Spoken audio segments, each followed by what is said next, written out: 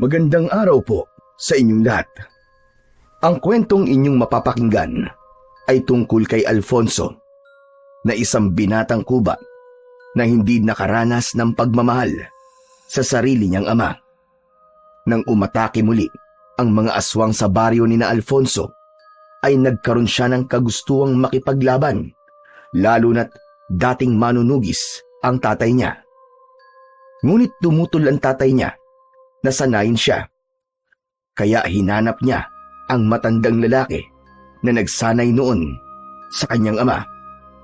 Papayagan kaya si Alfonso ng matandang yun na magsanay sa ilalim nito? At mapapasakamay ba niya ang isang makapangyarihang mutya na tanging ang karapat-dapat lamang ang nakakakuha? Ngunit bago po ang lahat, mga idol, huwag po nating kalimutang mag-subscribe at i-hit ang notification bell sa aking YouTube channel na The Voice Addict at Apong Isaak para sa mas marami pang makapigil hiningang kwentong aswang at katatakutan mula sa mundo ng kababalaghan. Umpisahan na po natin ang kwento. Bata pa lang ay kuba na ang binatang si Alfonso. Sa pagkakaalam niya ay nahulog siya noong 2 taong gulang siya sa duyan at napuruhan ng gusto ang likod niya sa aksidenteng yun. Dahil sa pangyayaring yun ay hindi lumaking normal si Alfonso. Palagi siyang tinutukso ng mga kaklase niya dahil nga sa pagiging kuba niya, at yun ang naging dahilan upang piliin niyang huminto na lamang sa kanyang pag-aaral. Dahil hindi nakapagtapos, ay naghahanap buhay si Alfonso sa isang taniman ng niyog sa kanilang baryo. Umaakyat siya sa puno ng niyog at kinukuha niya ang bunga noon.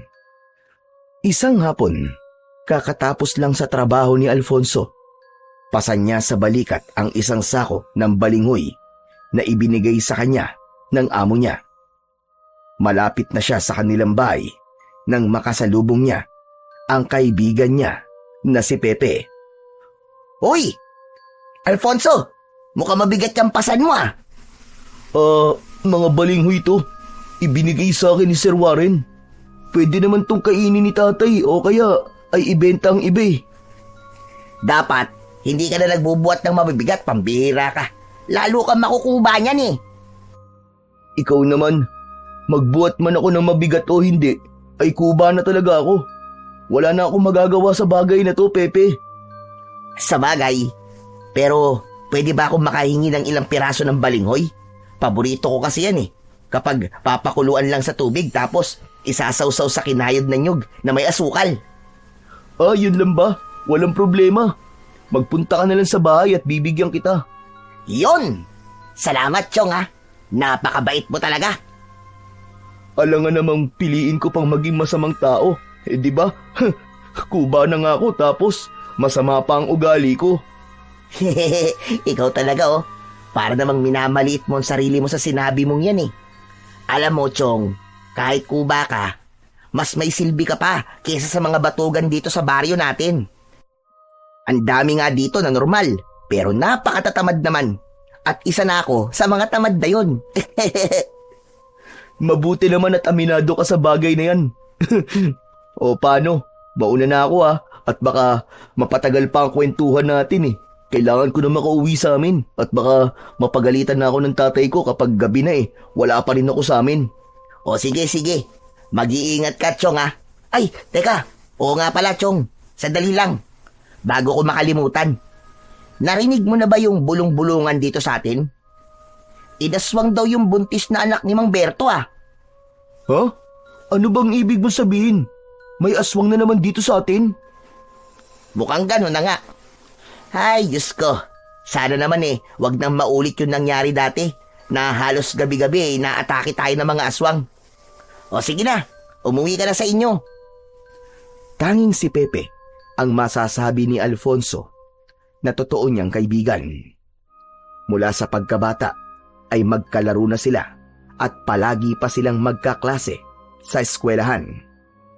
Nakapagtapos naman ng high school si Pepe, pero mas gusto nito na tumambay lang kesa sa magtrabaho. Si Pepe rin ang palaging nagtatanggol sa kanya sa tuwing merong nanunukso sa pagiging kuba niya. Maraming beses na itong nakipagsuntukan nang dahil sa pagtatanggol kay Alfonso. Nang makarating si Alfonso sa bahay nila na gawa sa sawali at pawid, ay inilapag niya sa isang sulok ang sako. Naabutan niya roon ang kanyang ama na si Mang Salvador na nakadungaw sa bintana habang nakatanaw sa malayo. Lumapit si Alfonso kay Mang Salvador. Magmamano sana siya, ngunit hindi inabot ni Mang Salvador ang kamay nito. Tay, binigyan po pala ako ni Sir Juanen ng isang sako ng balinghoy. Tay, pwede po ba nating kainin yan sa almusal? Kumusta po pala kayo rito sa maghapon? Hindi ba araw na sahod mo ngayon? Nasaan na sinahod mo? Nandito po, tay. Ito po, oh. Akin na. Oh, bakit kulang to? Araw-araw ka nang pumapasok sa trabaho mo, hindi ba? Tay, kumuha lang po ako ng pambili ko po ng tsinelas. Butas na po kasi yung ginagamit kong tsinelas eh. Bakit?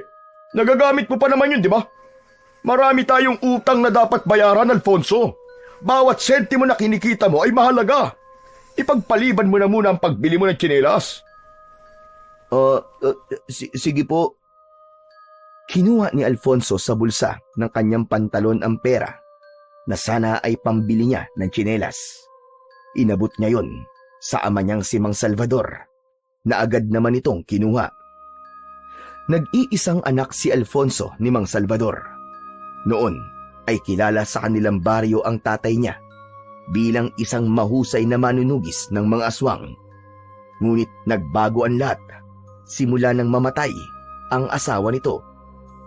Ang pagkamatay ng nanay ni Alfonso ay isinisisi ni Mang Salvador kay Alfonso. 10 taong gulang pa lamang noon si Alfonso nang lumabas siya sa bahay nila isang gabi. Sinundan siya ng nanay niya at inatake sila ng aswang. Pinatay ng aswang ang kanyang ina habang si Alfonso ay nakatakas na sugatan.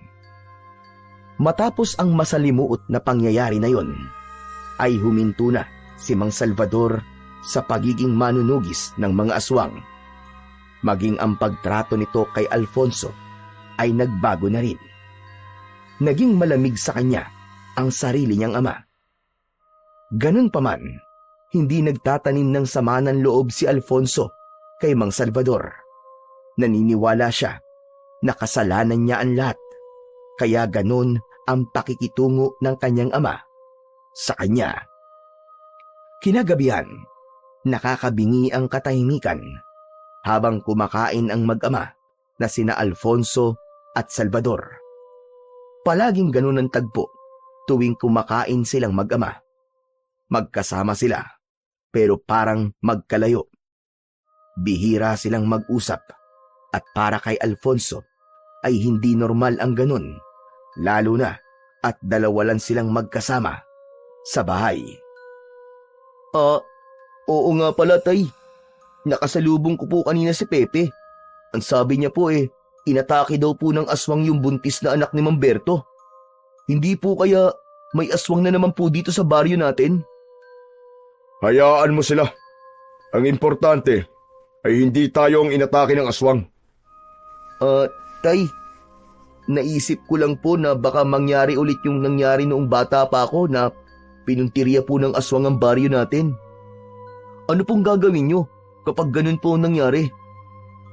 Wala. Malamang. Sarili ko lang ang iisipin ko. Ayaw nyo na po ba talagang bumalik po sa pagiging manunugis ng aswang, tay? Naaalala ko po noon, napakagaling niyo pong makipaglaban sa mga aswang kahit wala po kayong ginagamit na agimat o kaya mutya. Hindi po ba kinatakutan ng mga aswang ang baryo natin nang dahil po sa inyo? Teka nga, ano bang gusto mong palabasin, Alfonso, ha? Bakit hindi mo na lang ako diretsahin? Tay, naisip ko lang po kasi na baka ito na po ang tamang oras para bumalik po kayo sa pagiging isang manunugis. Kung sakali po kasi na maulit yung nangyari nun, ay kailangan po ng baryo natin ng magtatanggol mula po sa mga aswang. Para sa kasalanan mo, matagal ko nang isinarado ang partingan ng buhay ko.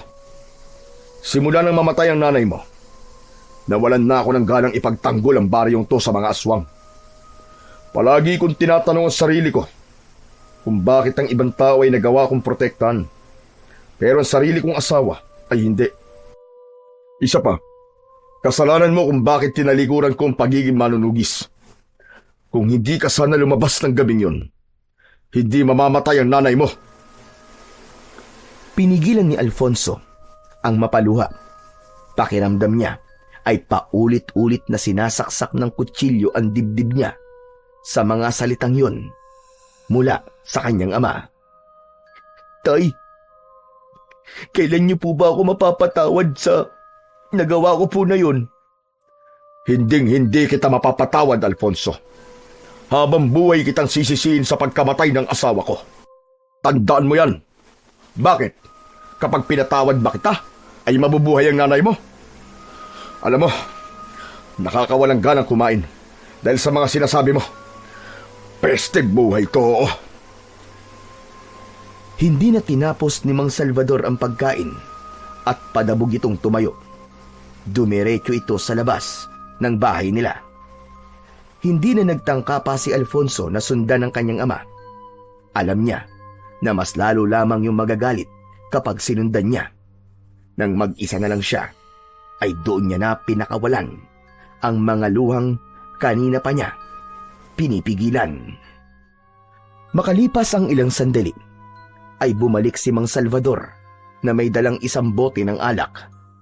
Naupo ito sa labas at doon nito ininom ng mag-isa ang alak. Pinanood lang ni Alfonso ang kanyang ama.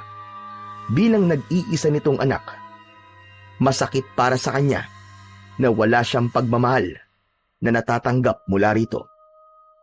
Ngunit kahit ganun ang trato nito sa kanya, kahit paano ay naiintindihan niya kung saan nito hinuhugot ang galit nito sa kanya. Umasa na lang si Alfonso na isang araw ay magigising siya na pinapatawad na siya ng tatay niya. Nakatulog na si Alfonso sa paghihintay sa tatay niya na matapos sa pag-iinom. Nang maalimpungatan siya, ay nakita niya na nakahiga si Mang Salvador sa lupa sa labas ng bahay. Hay nako, ang hilig niyo talagang uminom tapos bigla kayo matutulog dito, tatay. Maingat na itinayo ni Alfonso ang tatay niya. Dinala niya yon sa loob ng kanilang bahay at inihiga niya sa banig. Kumuha siya ng basang bimpo at pinunasan niya ang mukha nito at braso.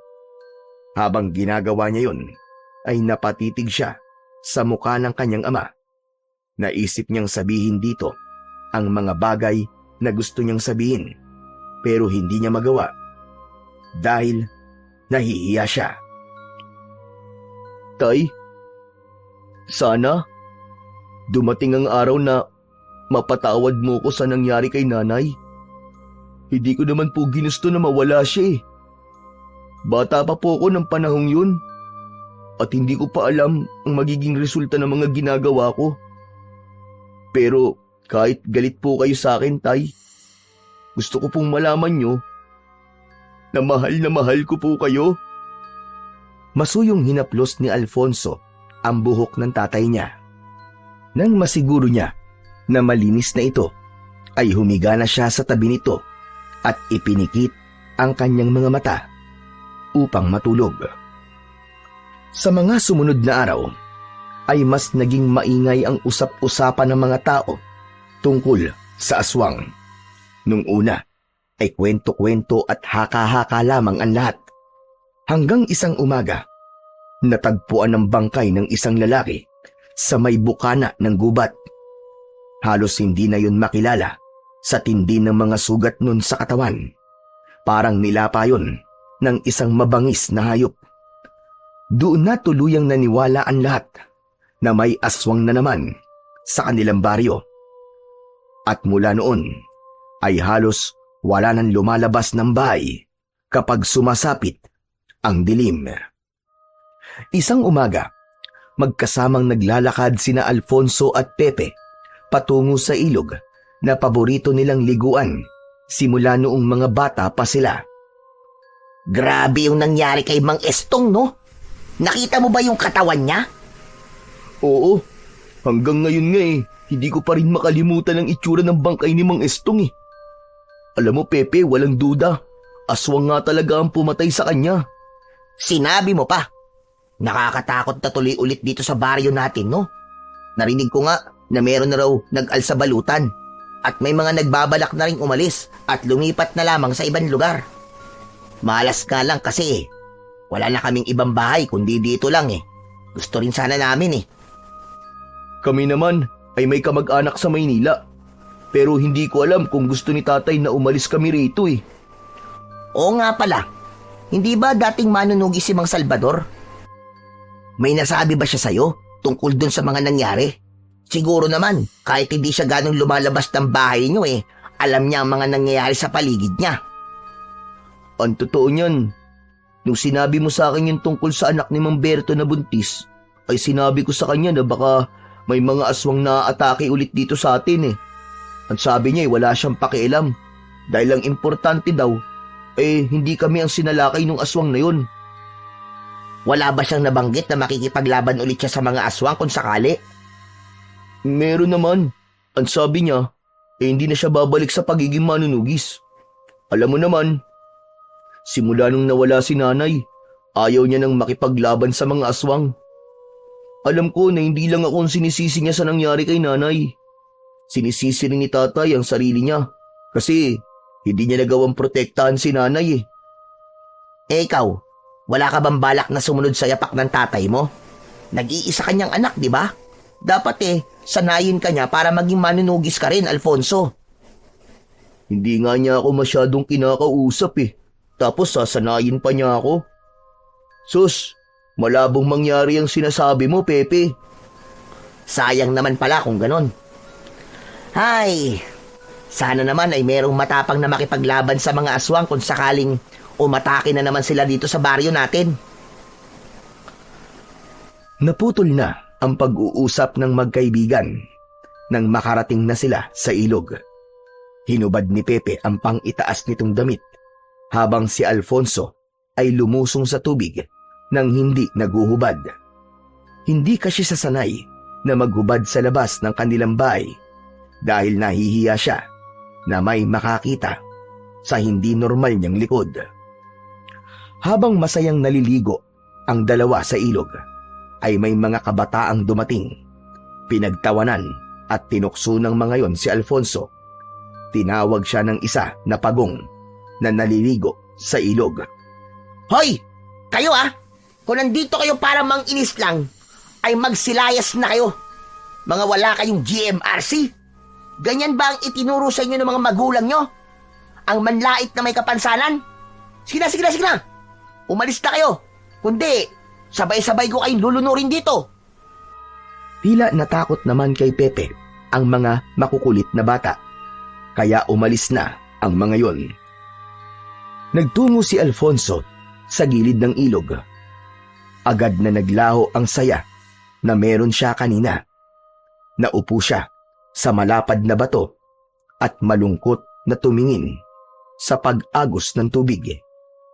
Tumabi sa kanya si Pepe at inakbayan siya.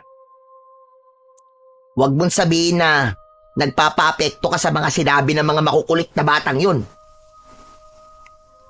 Ewan ko ba, pare? Tanggap ko namang kuba ako At iba ako sa ibang tao na nandito. Pero sa tuwing ginagawa akong katatawanan, hindi ko maiwasang manliit at mahiya sa sarili ko. Pambihira. Ano ka ba naman, Chong? Huwag ka magsalita ng ganyan sa sarili mo. Kuba ka, pero hindi mo yung ginagamit na dahilan para maging tamad. Daig mo pa nga napakaraming walang kapansanan dito sa baryo natin eh. Gaya ko na lang, wala akong kapansanan. Pero aminado ako na sobrang tamad ko. Kaya, wag mong papakinggan yung hindi magagandang sinasabi ng mga tao sa'yo. Kasi para sa akin, walang problema kung kuba ka. Salamat, Chong, ha. Salamat kasi simula bata pa tayo ay palagi mo na lang akong ipinagtatanggol. Kahit ngayon na malalaki na tayo, ay ganun pa rin ang ginagawa mo. Siyempre naman, ano pang silbi ng pagiging magkaibigan natin? Kung hindi ko yung gagawin, di ba?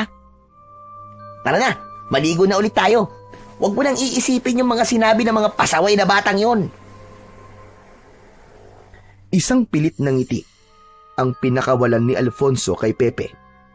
Nang tumayo na ang kaibigan niyang si Pepe para bumalik sa tubig, ay sumunod na rin dito si Alfonso at inalis muna niya sa utak niya ang hindi magandang nangyari kanina.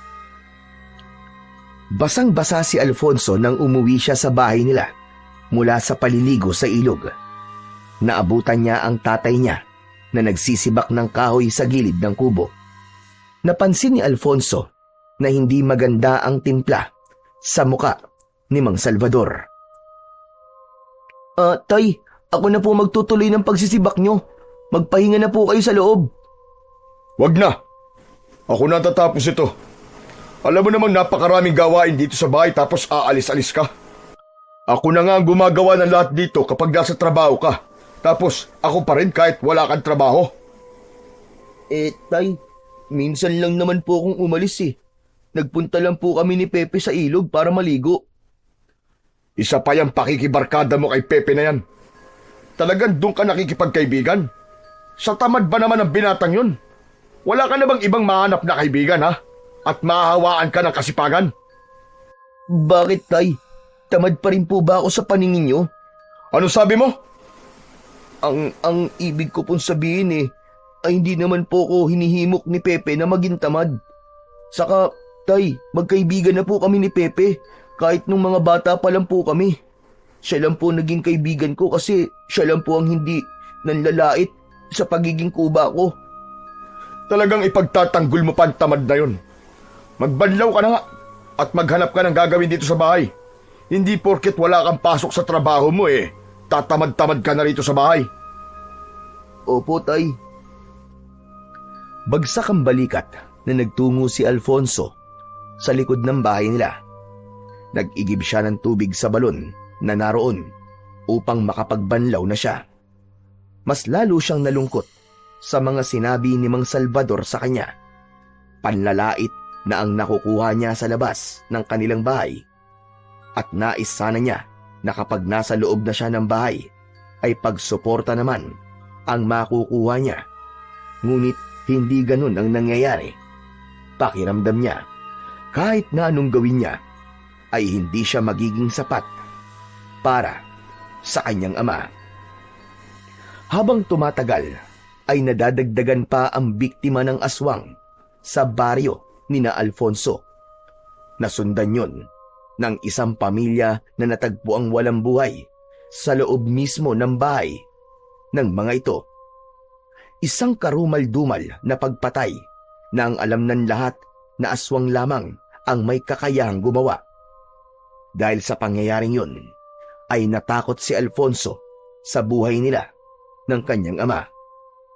Kaya isang gabi, habang kumakain ng hapunan, ay kinausap niya si Mang Salvador. Tay, mukhang totoo nga po na bumalik na po ang mga aswang dito sa baryo natin. Pinatay po si Aling Carmen at ang buong pamilya niya noong nakaraang gabi. Ayoko ng pag-usapan ng mga aswang-aswang na yan. Tumahimik ka na lang kung ganyan lang din naman ang sasabihin mo sa akin. Pero Tay, hindi po natin dapat ipagsawalang bahala ang hindi magandang nangyayari dito. Ano po kaya kung umalis na po muna tayo dito sa baryo? Sige nga, sabihin mo sa akin. Kung aalis tayo rito, saan tayo pupunta? Sa Maynila po. Maynila? Sa kamag-anak ng nanay mo, ganun ba? Opo, Tay. Doon nga po. Nagpapatawa ka ba? Sa tingin mo ba'y papatuloyin tayo ng kamag-anak ng nanay mo? Napakamata pobre na mga yon na akala mo mayayaman. Hindi, ayoko. Kung gusto mo, ikaw na lang ang magpunta ron.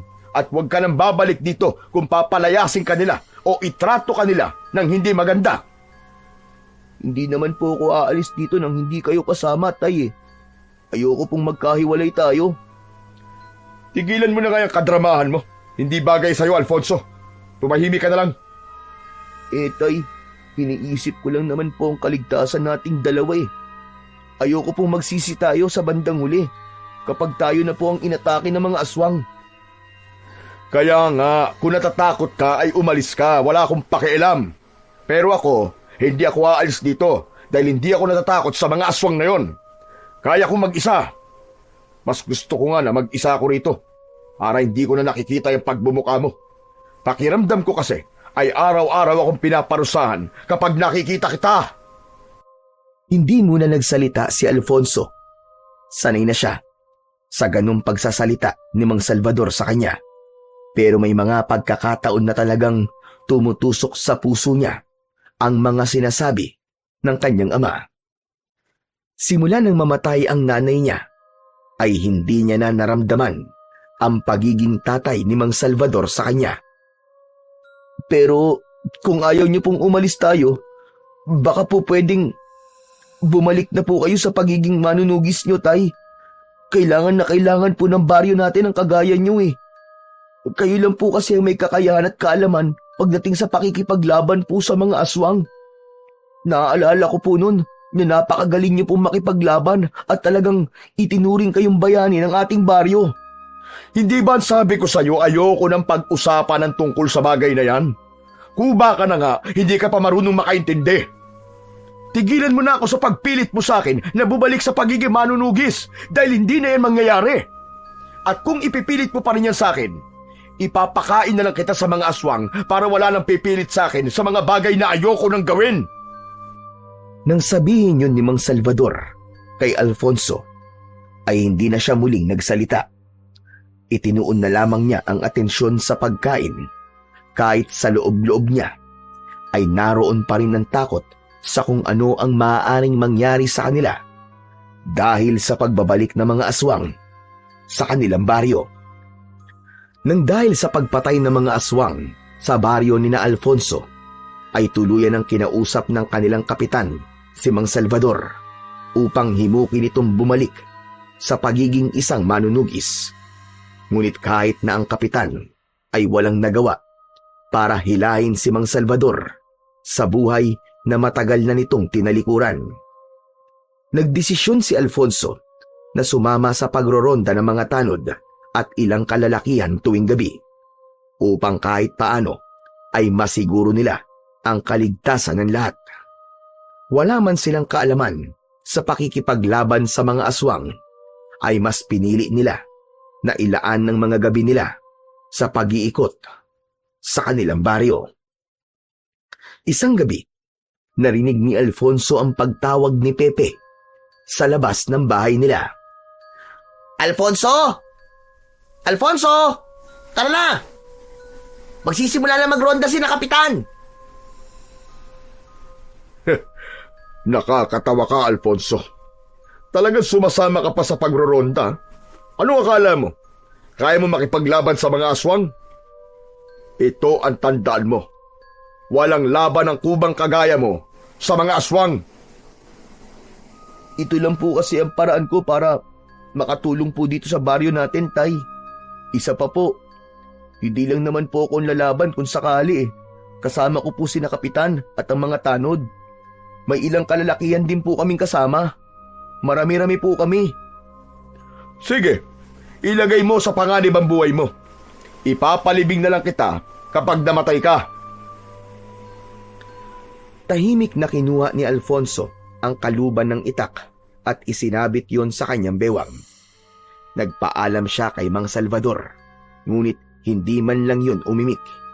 Kahit konting pag-aalala, ay wala siyang nakita rito. Lumabas na siya at sumama kay Pepe sa pagroronda. Hindi ba talaga tayo tutulungan ng tatay mo na tugisin ang mga aswang, pare? Sa tingin ko wala nang bagay ang makakapagpabalik kay tatay sa pakikipaglaban sa mga aswang, Pepe. Kinausap na siya nun ni Kapitan pero ayaw niya talaga. Ang totoo, kaya ako sumasama sa pagroronda dahil nahihiya ako sa mga tao rito sa baryo natin. At bakit ka naman mahihiya? Pambihira ka, oo. Baka kasi sabihin nila na anak ako ng dating manunugis pero wala naman akong ginagawa para protekta ng mga tao laban sa mga aswang. Ayan ka na naman Palagi mong iniisip ang sinasabi ng ibang tao Alam mo, Chong, ito ang tatandaan mo ha. Kapag palagi mong inaalala ang sasabihin sa'yo ng iba, ay hindi ka magiging masaya. Pero salamat kasi sinamahan mo kami sa pagroronda. Kung kasama sana natin si Mang Salvador, magiging madali sana sa atin ang lahat. Sinabi mo pa. Kahit bata pa ako nung huling beses ko nakita si tatay na nakipaglaban sa mga aswang, ay hindi ko nakakalimutan kung paano siya makipaglaban. Sobrang astig niya talaga nun, di ba? Pinangarap ko nga dati na maging kagaya ni tatay kasi idol na idol ko talaga siya. Sandali, Alfonso. Ulitin mo ay sinabi mo. Alin? Yung idol na idol ko si tatay? Hindi yun. Yung pinangarap mo dati na maging kagaya ka niya? Paano ko pa uulitin? Ikaw na nga nag-ulit. Oo nga no. Pero may naisip kasi ako sa sinabi mo na yan. Hindi ba nag-iisang anak ka lang ni Mang Salvador? Sa pag-aalam ko, wala namang ibang anak si tatay sa ibang babae. Kaya ako lang talaga ang anak niya. Bakit ba? Naisip ko lang na baka pwedeng sundan mong yapak ng tatay mo. Maging manunugis ka rin kagaya niya. Siyempre, anak ka niya. Kaya malamang ay nasa dugo mo rin ang pagiging isang manunugis, di ba? Ano namang alam ko sa pakikipaglaban sa mga aswang? Ikaw naman, Pepe, Di magpaturo ka sa tatay mo. Yung sinabi ko sa'yo dati, bakit hindi mo subukan na humingi ng tulong sa kanya? Total, ayaw niya na makipaglaban sa mga aswang, di ba? Di kung ayaw niya, ikaw na lang ang turuan niya. Magsasalita pa sana si Alfonso nang makarinig sila ng sigawan sa hindi kalayuan. Nanlalaki ang mga mata na nagkatinginan ang dalawang magkaibigan. Hindi na sila nag-usap at tumakbo na sila sa pinagmumulan ng sigawan. Pagkarating nila sa dulong bahagi ng baryo ay nanghilakbot sila nang makita ang dalawang aswang na inaatake ang mga tanod. Kahindik-hindik ang anyo ng mga aswang. Parang kahoy na ubod ng tigas ang balat ng mga yon. May matutulis na mga kuko, nanlilisik ang mga mata at ang mga ngipin na parang maliliit na patalim. Umaangil ang mga yon na parabang mababangis na hayop. Pre, umalis na tayo rito. Baka masaktan pa tayo, tara na. Ano ka ba, Pepe? Bakit tayo aalis? Hindi ba kaya tayo nagro-ronday para tugisin ang mga aswang na yan? Tara, tulungan natin ang mga tanod. Hindi na hinintay ni Alfonso na magsalita ang kaibigan niyang si Pepe at dire-diretso siyang tumakbo upang subukang patayin ang mga aswang. Inilabas niya mula sa kaluban ng itak at tatagain niya sana ang isang aswang na aatakihin ang isa sa mga tanod. Ngunit bigla siya nung nakita. Sinunggaban si Alfonso ng aswang. Iniharang niya ang kanyang braso at malakas siyang napasigaw nang maramdaman niya ang pagbaon ng matalim na pangil nito sa kanyang laman. Nabitiwan ni Alfonso ang hawak niyang itak. Akala niya ay katapusan niya na, pero biglang tinaga ni Pepe sa batok ang aswang, kaya kumawala ang mga ngipin nito kay Alfonso. Nang bumagsak ang aswang sa lupa, ay doon na ito pinagtulungang atakihin ng mga tanod. Habang ang isang aswang ay tumakbo na, papalayo at tumakas. Nanatili si Alfonso sa kinatatayuan niya habang pinapanood niya ang pagpatay ng mga tanod sa aswang. Maya-maya pa ay lumapit ang nag-aalalang si Pepe sa kanya. Sugatan ka, Chong! Naku, kailangan madala ka kagad kay Lolo Paing para magamot yung sugat mo. Hindi talaga ako pwedeng maging kagaya ng tatay ko, Pepe. Wala man lang akong nagawa para labanan yung aswang. Tignan mo, at ako pa nasugatan tuloy. Anong walang nagawa? Sinubukan mo pa rin naman lumaban. Mamaya mo lang nga isipin yan. Dadali na muna kita kay Lolo Paeng. Tinamahan si Alfonso ni Pepe sa albularyo sa kanilang baryo na si Lolo Paeng. Nilinis ng matandang lalaki ang sugat ni Alfonso at nilagyan yun ng langis. Matapos yun ay pinauwi na sila ng matanda. Nagdesisyon si Pepe na samahan si Alfonso hanggang sa makauwi siya. Habang naglalakad ay tulala si Alfonso. Grabe no? Biruin mo? Nakapatay tayo ng isang aswang. Mukhang kaya naman pala nating makipaglaban kahit hindi tayo mga manunugis Kayo lang ang nakapatay sa aswang at hindi ako kasama ron. Napakahina ako, Pepe. Siguro mas lalo akong pagtatawanan dito sa baryo natin dahil hindi ako kagaya ng tatay ko na napakahusay na manunugis. Ay nako, ayan na naman po tayo sa pagmamaliit niya sa sarili niya. Alfonso, yung pagsama mo sa pagroronda gabi-gabi ay napakalaking tulong na noon sa ating lahat dito sa baryo. Aba, hindi lahat ng kalalakihan dito sa atin ay may tapang na sumama sa pagroronda. Sa kayong nangyari kanina, nasugatan ka ng aswang kasi mabilis lang talaga siyang gumalaw, kaya ganun. Ewan ko, Pepe pero pakiramdam ko ay ako ang dapat na manguna sa pakikipaglaban sa mga aswang dahil anak nga ako ng isang dating manunugis. Nararamdaman ko na inaasahan ako ng mga tao na magiging kagaya ako ng aking ama. Sinabi nang wag mong isipin ng mga bagay-bagay Ang kulit mo naman Ang importante ay may ginagawa ka para sa baryo natin. Sinusubukan mo. Hindi mo kailangan maging bayani o tagapagtanggol gaya ni Mang Salvador noon. Oh, paano? Nandito na pala tayo sa tapat ng bahay nyo.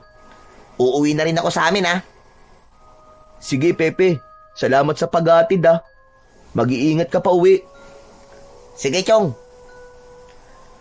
Naglakad na ang paalis si Pepe at hindi muna pumasok si Alfonso sa bahay nila. Hindi pa rin nawala sa isip niya ang nangyari kanina. Sigurado siya na kung nandoon lang ang tatay niya kanina ay mas lalo siya nitong ikakahiya. Maya-maya pa ay pumasok na siya sa bahay nila. Naabutan niya si Mang Salvador na mag-isang nag-iinom. Gising pa po pala kayo, Tay. O ano? Paano yung sugat mo sa braso? Inatake po ng aswang ang mga tanod Sinubukan ko po silang tulungan tapos, yun, nakagat po ko ng aswang sa braso. Iniharang ko po Nakita mo na nangyari sa'yo. Walang silbi ang pagsama-sama mo sa pagroronda-ronda na yan dahil hindi mo naman talaga kaya makipaglaban sa mga aswang Napakatigas kasi ng ulo mo. O ano, tignan mo nangyari sa'yo. Buti nga sa'yo. Tay, hindi man lang po ba kayo nag-aalala sa akin? Nasugatan po ako dahil sa aswang. At bakit naman ako mag-aalala sa'yo, Aber? Ikaw ang may kasalanan kung bakit ka may sugat Sa kabuhay ka naman, ano ba dapat kong ipag-alala? Dapat po bang mamatay muna ako bago kayo mag-alala sa akin? Tigil-tigilan mo na nga ako sa mga padrama-drama mo na yan, Alfonso. Alam mong, dyan ako nabibwisit lalo sa'yo Bakit, Tay? Pagdadrama po ba tingin niyo sa paglalabas ng totoong nararamdaman ko? Tay, nasaktan po ako, nasugatan po ako. Pero imbis na mag-alala kayo sa akin, parang natutuwa pa kayo sa nangyari sa akin. Kung buhay lang sana si nanay ngayon. Kung buhay lang sana ang nanay mo, ayan Ituloy mo, sasabihin mo. Wala po. Kung buhay sana ang nanay mo, hindi ganito ang buhay ko. Hindi sana ako nabubuhay sa lungkot at hindi ako nagtitiis na kasama ka. Alam ni Alfonso na kung patuloy siyang magsasalita at maglalabas ng sama ng loob, ay mapupunta sa hindi maganda ang tagpong yun. Kaya pinili na lamang niya na manahimik. Humiga na siya at hinayaan si Mang Salvador na mag-inom. Tumalikod siya sa gawin nito upang hindi nito makita ang pagpatak ng kanyang mga luha. Tahimik siyang umiyak at mag-isa niyang ininda ang sakit na matagal nang nasa kanyang puso at buong pagkatao. Kinabukasan ay parang walang nangyari nung nakaraang gabi. Sa kabila ng sugat sa braso ay pinili pa rin pumasok ni Alfonso sa kanyang trabaho. Habang naglalakad siya papunta sa taniman ng niyog, ay nakasalubong niya ang asawa ni Lolo Paing na si Lola Rosa. Si Lola Rosa ay ang parang naging nanay noon ni Mang Salvador. Sa pagkakaalam ni Alfonso, binata pa ang tatay niya nang napadpad ito sa baryong yon, at si Lola Rosa ang umampun dito hanggang sa kaya na nitong tumayo sa sarili nitong mga paa.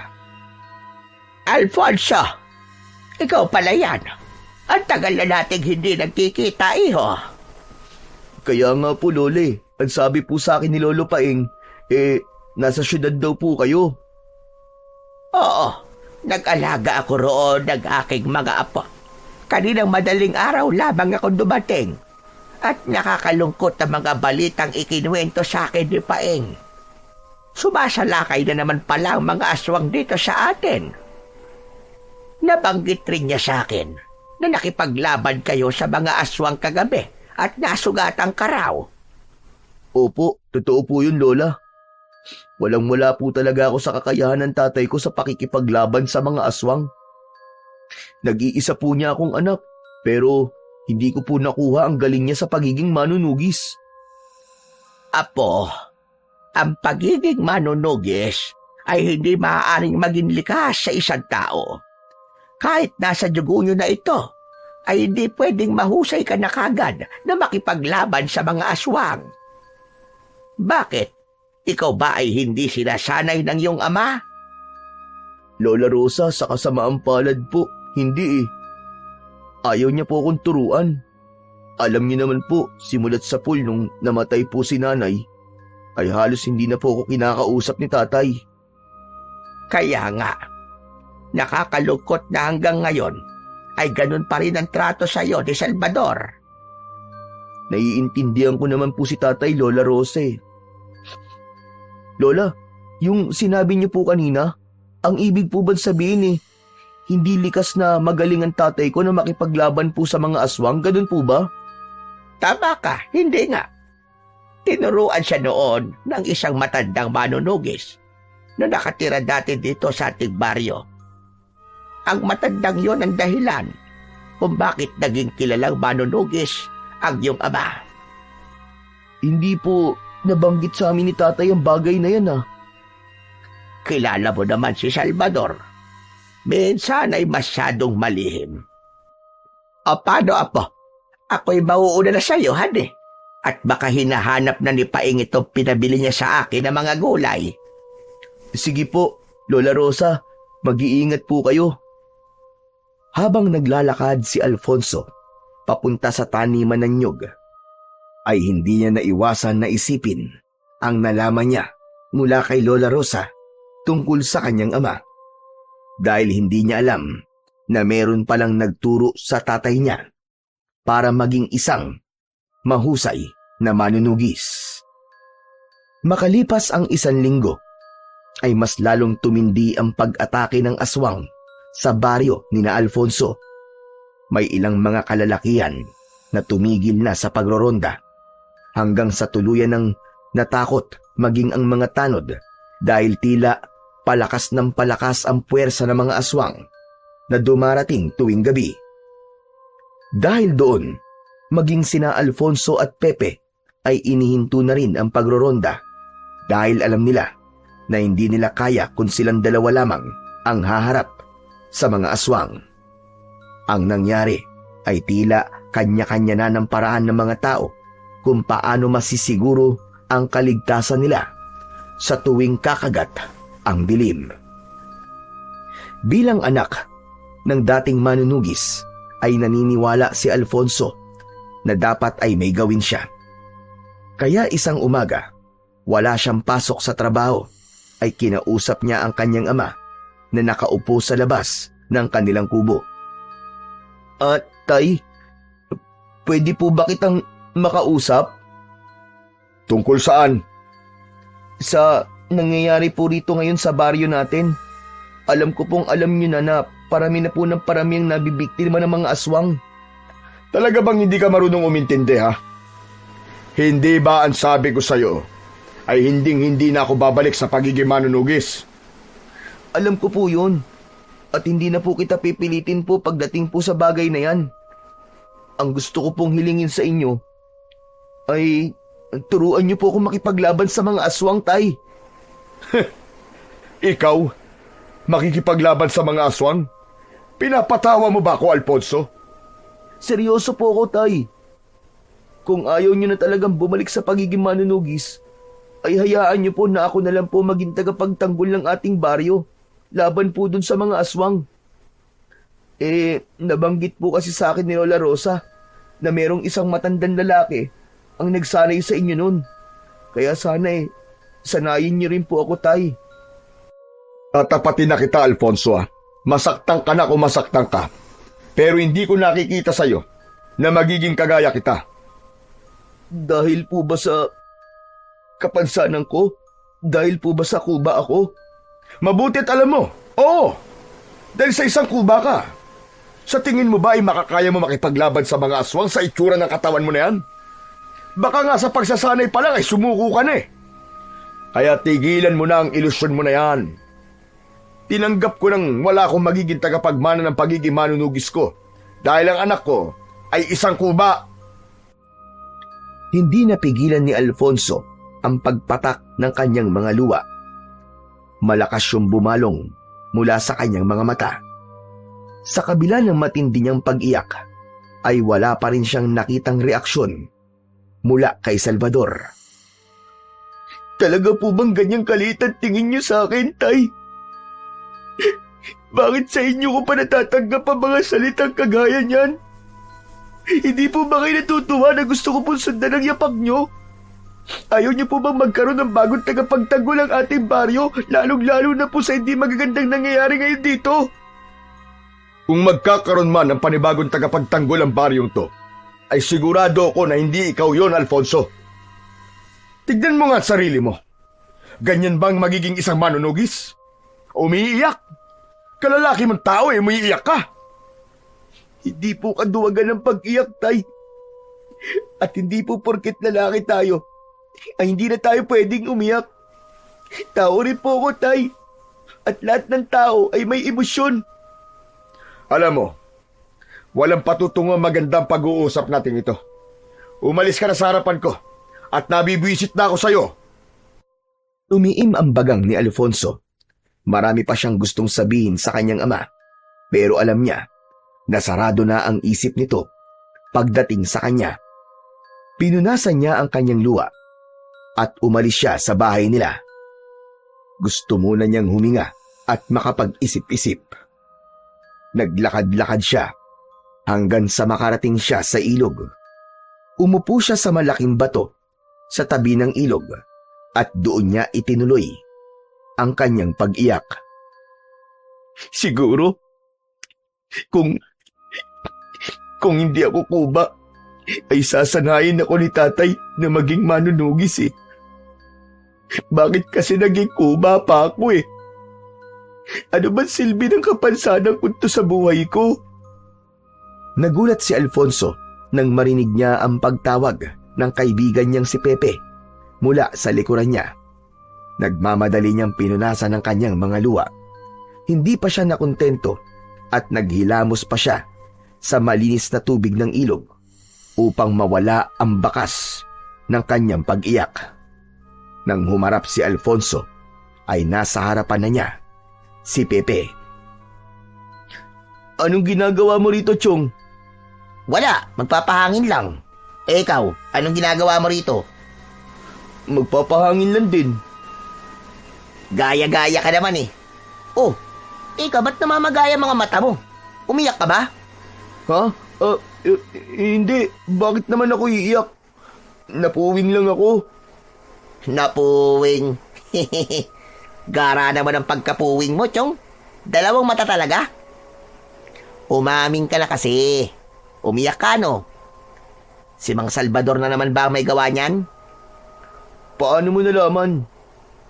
Tatay mo lang naman ang pwede magpaiyak sa'yo di ba? Ano ba nangyari? Kasi Chong, sinabi ko sa kanya na baka pwede niya akong sanayin na maging manunugis. Nalaman ko kasi kay Lola Rosa na may isang matandang lalaki na sinanay noon si tatay, kaya naging manunugis siya. Hindi siya pumayag tapos minaliit pa niya ako. Ang sabi niya, hindi niya nakikita na magiging kagaya niya ako dahil nga kuba ako. Chong, alam mo yun? Diba? Sobrang sakit nun. Sa tatay ko pa mismo nang galing ang mga salitang yun. Huwag ka lang umiyak. Talaga. Ay, nako. Pasensya ka na, Chong, pero grabe na talaga yung tatay mo. Pati tuloy ako, naiiyak na rin Sabihin na natin galit siya sa'yo, Chong. Pero mali naman yung maliting kanya ng ganyan. Kaya, hindi ko na siya pinilit kasi naramdaman ko na kahit na anong sabihin ko o paliwanag na gawin ko, ay hindi niya talaga ako sasanayin. Gusto ko lang kasi na magkaroon ulit ng manunugis dito sa atin dahil sa mga sunod-sunod na pag-atake ng mga aswang. Pero teka, Chong. Di ba sabi mo, may matandang lalaki na nagsanay noon sa tatay mo? Alam mo ba kung nasa na matandang lalaki na yon? Paano ko naman malalaman kung nasan siya? Kung hindi pa nga nabanggit sa akin ni Lola Rosa, ay hindi ko pa malalaman ang tungkol sa kanya Bakit mo ba tinatanong kung nasan ang nagsanay sa tatay ko? Naisip ko lang kasi, Chong. Kung ayaw kang turuan ng tatay mo na maging manunugis, doon ka na lang sa nagsanay sa tatay mo magpaturo. Sigurado ko na mas marami yung nalalaman kaysa kay Mang Salvador, di ba? Sandaling natigilan si Alfonso sa sinabing yun ng kanyang kaibigang si Pepe. Hindi niya yun naisip, pero may punto ang kanyang kaibigan. Biglang tumayo si Alfonso at tumakbo paalis sa ilog. Hoy, Alfonso! Hoy! Saan pupunta? Bakit bigla ka nang iiwan? Basta, sumunod ka na lang sa akin kung gusto mo. Malalaki ang mga hakbang ni Alfonso. Isang panibagong pag-asa ang nagising sa kanyang dibdib dahil sa ideyang ibinigay sa kanya ng matalik niyang kaibigang si Pepe. Nagtungo si Alfonso sa bahay ni na Lola Rosa. Sakto na naabutan niya ang matandang babae na nagwawali sa harapan ng bahay nito. Napakunot ang noo ni Lola Rosa. Nang humahangos na lumapit dito si Alfonso, habang nasa likod niya ang humihingal na si Pepe. Alfonso, ano't nagmamadali ka, iho? May problema ba? Wala po, Lola. Pero, may gusto po sana akong ipakiusap sa inyo Ano ba yon? Huwag ka lang mangungutang at wala akong pera ngayon. Hindi po ako mangungutang sa inyo, Lola. Gusto ko po kasing malaman kung saan nakatira po yung matandang lalaki na nagsanay po kay tatay para maging manunugi siya. Si Fidel ba ang iyong tinutukoy? Bakit gusto mong malaman kung saan siya nakatira? Mangyaring ayaw po kasi akong sanayin ni tatay na maging manunugis Kaya naisip ko po na baka yung nagsanay kay tatay ay pwede akong sanayin. Aba, hindi ako sigurado kung papayag si Fidel sa gusto mo mangyari, iho. Sa aking pagkakaalam, ay matagal na rin siyang tumigil sa pagpaslang sa mga aswang. Mas pinili niya ang tahimik na buhay. Pero Lola Rosa, hindi naman po ibig sabihin na natatanggi siya sa ihilingin ko sa kanya, di ba? Lalo na po kapag nalaman niya na anak ako ng tinuruan niya noon. May posibilidad niyang mangyari ang sinabi mo, Alfonso. Pero hindi ba tututulad tatay mo sa gagawin mong yan? Sa ngayon po wala na muna akong pakialam sa sasabihin ni tatay. Ang prioridad ko po ay ang kaligtasan nating lahat laban po sa mga aswang. Kaya Lola Rosa, parang awa mo no. Sabihin mo na sa akin kung saan nakatira po ang sinasabi niyong si Fidel. Isang malalim na paghinga ang pinakawalan ni Lola Rosa. Matiin nitong tinignan si Alfonso ng diretso sa kanyang mga mata na para bang inaalam nito kung seryoso siya sa kanyang gustong mangyari. Lola Rosa, sabihin niyo na po kay Alfonso ang sagot sa tanong niya. Kilala niyo po itong kaibigan ko. Hindi po kayo natutitigilan hanggang sa magsalita kayo. Saka, hindi po para sa sarili niya ang gagawin niya, kundi po para sa ating lahat. Hindi po ba? O sige, sasabihin ko na sa'yo kung saan naninirahan si Fidel. Sa aking pagkakaalam, ay nakatira siya ngayon sa Barrio Catalina. Hindi po ba ilang baryo lang po ang layo nun mula rito? Tama ka. Ipagtanong nyo lang siya roon. Sabihin nyo kung saan nakatira ang dating manunugis na si Fidel. Sigurado ko nakilala siya sa lugar na yon. Ang problema nga lang ay hindi ko alam kung buhay pa siya hanggang ngayon. Napakatagal ng panahon simula nang umalis siya sa baryo natin. Malakas po ang kutob ko na buhay pa rin po siya hanggang ngayon, Lola Rosa. Siya na lang po ang pag-asa ko para matuto ko makipaglaban sa mga aswang. Sige po, maraming salamat po sa pagtanong niyo sa tanong ko, Lola Rosa. Nang sandaling yun, ay nagkaroon ng konting pag-asa si Alfonso na matututo na makipaglaban siya sa mga aswang. Ipinagdasal niya na sana ay buhay pa si Mang Fidel upang gaya ng kanyang ama ay maturuan din siya nito kung paano ang maging isang manunugis. Matapos makipag-usap kay Lola Rosa, ay bumalik sina Alfonso at Pepe sa tabing ilog upang doon makapag-usap. Chong, sabihin mo nga sa akin, desidido ka na ba talaga sa desisyon mong yan? Magpupunta ka talaga sa Barrio Catalina para hanapin yung Fidel? Wala nang atrasan to, Pepe. Gusto kong patunayan sa tatay ko na kaya ko ring maging manunugis sa kabila ng aking kapansanan.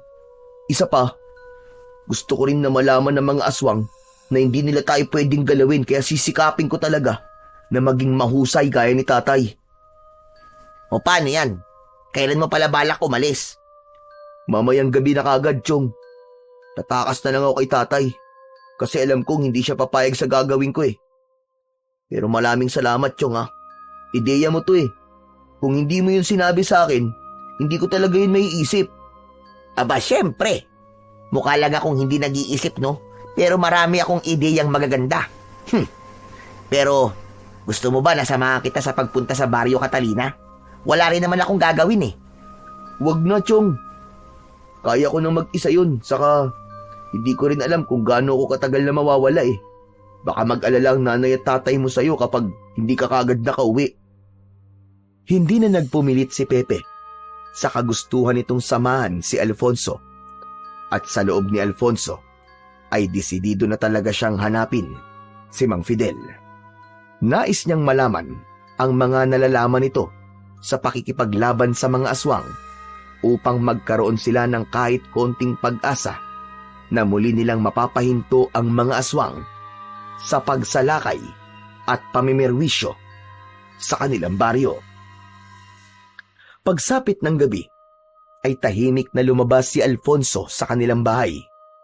Naging maingat siya sa bawat pagakbang upang hindi magising ang kanyang ama na natutulog. Nag-iwan siya ng pera sa ibabaw ng lamesa upang meron itong magagamit sa mga araw na mawawala siya. Isang lumang bag ang dala ni Alfonso na naglalaman ng pera at konting damit. Nakasabit sa bewang niya ang kaluban na may itak upang handa siya kung sakaling may makasalubong siyang aswang. Nang nakalabas na si Alfonso, ay patakbo na siyang naglakad paalis sa kanilang baryo. Malapit na siya sa bukana ng arko na palabas ng baryo nang may biglang tumapik sa likod niya. Agad siyang naalerto. Hinugot niya ang itak sa kaluban at mabilis siyang humarap sa likod niya. Handa na siyang tagain ng naroon pero nabitin sa hangin ang itak niya nang makita ang kaibigan niyang si Pepe. Wop! Pre, ako to! Ano ba yan? Huwag mo akong tagain. Pambihira ka naman, oo. Ay, sorry. Akala ko kasi aswang ka eh. Ano ba kasing ginagawa mo rito? Bigla ka na lamang sumusulpot. Hindi ba sabi ko sa'yo kanina isasama ako sa'yo? Kaya ako nandito kasi sasamahan kita sa pupuntahan mo. At ang sabi ko sa'yo ay huwag ka nang sumama sa akin kasi kaya ko nang mag-isa to. Bakit? Sinabi ko bang payag ako na hindi mo ako isama? Hehehe. O ano, tara na. Para makarating na agad tayo sa Baryo Catalina. Ewan ko sa'yo, Chong. Ang tigas din talaga ng ulo mo kahit kailan eh. Mana lang naman ako sa'yo, no? Saka, Chong, hindi kita pwedeng pabayaan, no? Gusto ko, nakasama mo ko sa mga nangyayari sa'yo sa Baryo Catalina. Gusto kong masaksiyan kung paano ka huhubugin ng Fidel na yon para maging isang mahusay na manunugis. Oh, bakit naluluwa ka dyan? Paano, Chong? Naluluwa lang kasi ako eh. Talagang suportado mo ko sa lahat ng bagay na ginagawa ko. Napakaswerte ko kasi may kaibigan akong kagaya mo, Chong. Salamat ha.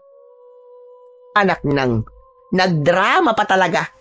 Tara na nga, baka makahanap pa tayo ng masasakyan para hindi na tayo mahirapan sa paglalakad. Tara na!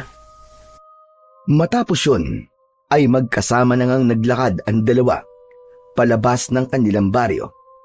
Halos 1 oras ang ginugol nila sa paglalakad bago sila nakarating sa mismong kalsada. Pagdating doon ay tuloy pa rin sila sa paglalakad. Tila umayon naman sa kanila ang pagkakataon dahil merong isang jeep na dumaan. Nakisakay sila roon nang malaman nila na pupunta yon sa baryo na katabi lang ng Baryo Catalina. Pasikat na ang araw nang marating nina Alfonso ang Baryo Catalina. Halos gaya rin ng baryo nila ang lugar na yon. Mga kubo ang bahay, mga palayan at kabundukan sa hindi kalayuan. Ang kaibahan nga lang ay may mangilang-ngilang tao na nasa labas ng ganung oras. Sa baryo kasi nila, hanggat hindi pa sumisikat ang araw, ay wala pang naglalakas ng loob na lumabas ng bahay dahil nga sa takot sa mga aswang. Nagtanong sina Alfonso at Pepe sa isang matandang babae na kanilang nakasalubong kung kilala ba nito si Mang Fidel na dating manunugis. Ayon sa matandang babae ay nakatira si Mang Fidel sa loob ng kagubatan. Sinabi nito na diretsuhin lang nila ang daan na makikita nila sa bungad ng gubat at mahahanap nila kagad ang bahay ni Mang Fidel. Hindi na nga nagsayang ng oras sina Alfonso at pinasok na nila ni Pepe ang kagubatan sa Baryo Catalina. Chong, sigurado ka ba sa ginagawa natin na to? Talagang kailangan natin pumasok sa gubat na to? Na hindi tayo pamilyar? Sigurado ako, Chong. Saka may daan naman tayong sinusundan eh. Kaya huwag ka matakot na baka maligaw tayo. Pero paano kung paglaruan tayo ng tikbalang tapos iligaw tayo? Di babaligtarin na lang natin ang damit natin. Napakadali naman ang solusyon sa iniisip mong problema. Makalipas ang ilang minuto ng paglalakad, ay napahinto ang dalawa sapagkat naputol na ang daan na kanilang sinusundan. Oh, bakit nawala na yung daan? Chong, ang mabuti pa, bumalik na tayo. Nararamdaman ko maliligaw talaga tayo dito eh. Ano ka ba? Nandito na tayo kaya wag na tayong bumalik. Hindi ba ang sabi nung matanda ay sundan lang natin yung daan? Baka naman nasa paligid lang ang bahay ng Mang Fidel na yun. Hanapin na lang natin. Kinakabahan talaga ako sa ginagawa natin to, Chong eh. Pepe, kung natatakot ka, ay pwede ka naman lumabas muna dito sa gubat eh. O kaya, bumalik ka na sa baryo natin. Ano? Ayoko nga. Anak nang, sige na nga. Sasamahan na kita sa paghahanap ng bahay ng Mang Fidel na yon. Pero kapag naligaw tayo, ikaw talaga sisisihin ko ha. Natatawang nagpatuloy na lamang si Alfonso sa paglalakad habang nakasunod sa kanya si Pepe. Alam niya kasi na walang magagawa ang kanyang kaibigang si Pepe kundi ang sumunod sa mga sasabihin niya dahil hindi ito babalik sa baryo nila nang hindi siya kasama. Nagkatotoo ang sinabi ni Pepe. Sa paghahanap ni na Alfonso sa bahay ni Mang Fidel, ay tuluyan na nga silang naligaw at inabot na sila ng dilim sa loob ng gubat. Nahirapan na silang maglakad sapagkat halos wala na silang makita. Ito na nga ba ang sinasabi ko sa'yo eh. Wala na, ligaw na tayo. Paano pa tayo makakalabas dito, Chong? Baka mamaya takihin pa tayo dito ng mga aswang eh. Wala naman sigurong aswang sa lugar na to. Saka kung may aswang, edi lalabanan natin. Sana naman makita na natin yung bahay ni Mang Fidel na yon. Ang mabuti pa siguro magpahinga na muna tayo, Chong. Bukas na lang natin ituloy ang paghanap sa bahay ni Mang Fidel. Mahirap nang maglakad ngayon dahil madilim na eh. Saan naman tayo magpapahinga rito? Kahit saan. Siguro, ayan dito na lang sa ilalim ng puno. Sa lupa na lang tayo humiga. Ha? Yan tigas-tigas ng lupa eh. Huwag ka nang umarte, Chong. Tandaan mo. Sinabi ko sa'yo na huwag ka nang sumama, di ba? Pero ikaw ang nagpumilit. Kaya hindi mo ako pwedeng sisihin. Oo na.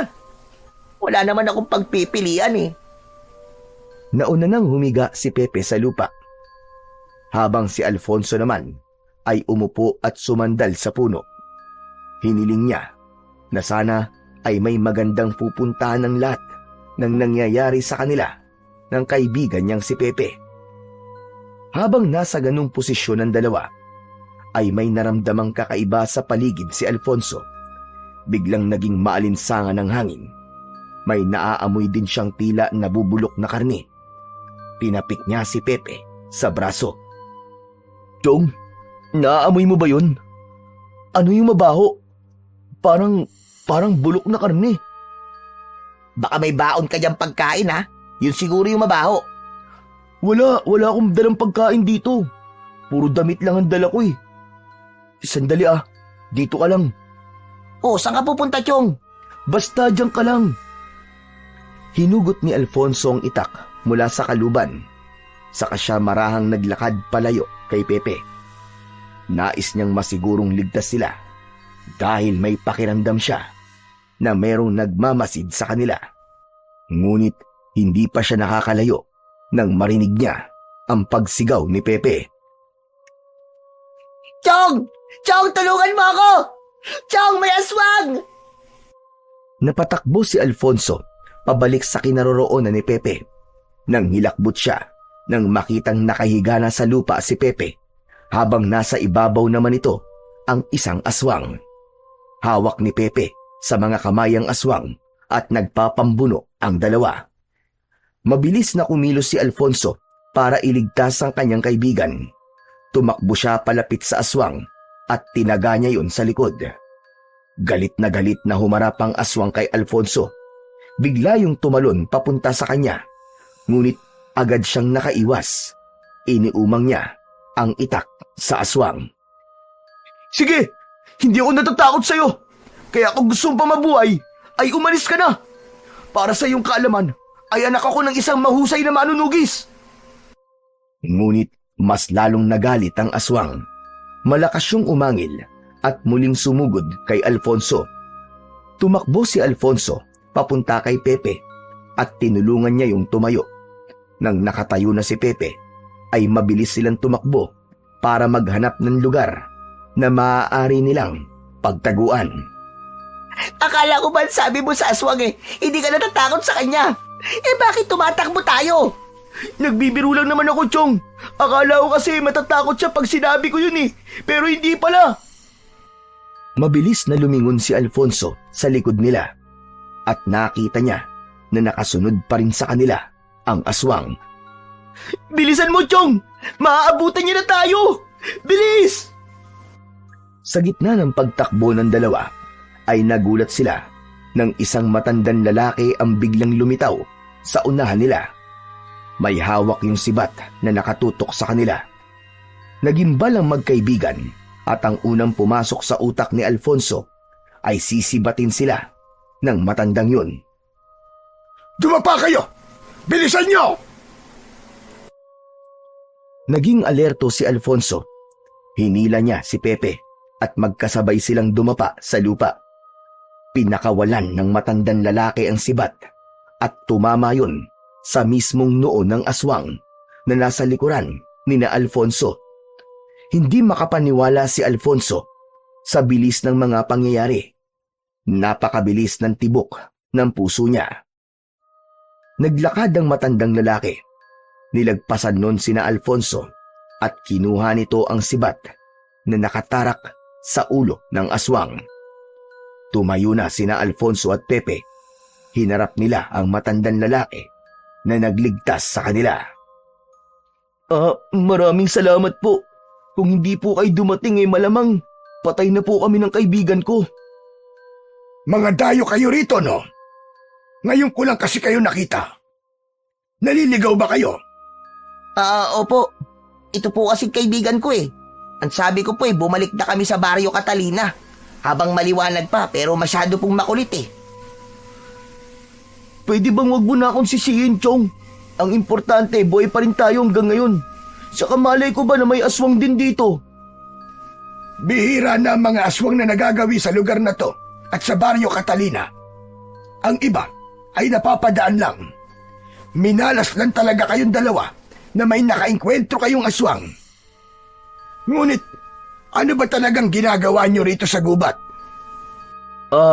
Ang totoo po kasi niyan, Tatang. May hinahanap po kasi kaming tao. Isa po siyang dating manunugis na nagturo po sa tatay ko. Baka kilala niyo po siya. Fidel po ang pangalan niya. Nasa harapan nyo na ang inyong hinahanap. Ano? Kayo po si Mang Fidel? Ako nga, at sigurado ko na ikaw ang anak ni Salvador dahil iisang tao lang naman ang sinanay ko nun para maging isang manunugis. Ako nga po yun. Ako po si Alfonso at ito naman po ang kaibigan kong si Pepe. Salamat sa Diyos at nakita na po namin kayo. May importante po kasi akong hihilingin sa inyo eh. Sumunod kayo sa akin. Hindi maganda na dito tayo mag-usap. Doon tayo sa aking kubo. Tumalikod na si Fidel at nagsimulang maglakad. Agad namang sumunod sina Alfonso at Pepe sa matandang lalaki. Hindi nagtagal ay nakarating na sila sa maliit na kubo ni Mang Fidel sa gitna ng gubat.